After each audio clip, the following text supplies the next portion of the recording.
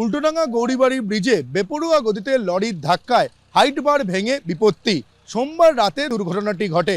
হাতিবাগানের দিক থেকে উল্টোডাঙ্গার দিকে বেপরোয়া গতিতে একটি 16 চাকার লরি যাচ্ছিল। ঠিক সেই সময় গৌরীবাড়ি ব্রিজে ওঠার মুখে যে হাইট বার, সেই হাইট বারে ধাক্কা মারে।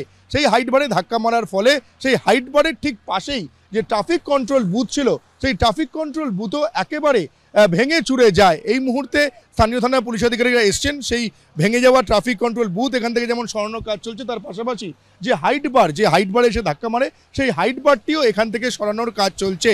কিন্তু এখানে প্রশ্ন উঠছে যে গৌরীবাড়ি ব্রিজে ওঠার ঠিক আগেই এখানে যেমন বাম্পার রয়েছে, বাম্পার সত্ত্বেও কীভাবে বেপরোয়া গতিতে এসে ধাক্কা মারলো এই 16 চাকার লরিটি। এবং তার পাশাপাশি যে প্রশ্নটা উঠছে যে এই গৌরীবাড়ি ব্রিজে এত বড় যান চলাচল নিষিদ্ধ, এখানে হাইট বার দেওয়া রয়েছে, তা সত্ত্বেও কিভাবে এই 16 চাকার লরিটি এই রাস্তায় চলে এলো, সেটাই এখন প্রশ্ন উঠছে। ইতিমধ্যেই এই লরির যিনি চালক এবং খালাসি, তাকে পুলিশের তরফে আটক করা হয়েছে। স্থানীয় থানার পুলিশ আধিকারিকরা এখানে রয়েছেন এবং দেখতে পাওয়া যাচ্ছে যে ক্রেন দিয়ে যে হাইট বার, সেই হাইট বার এখান থেকে সরানোর কাজ চলছে।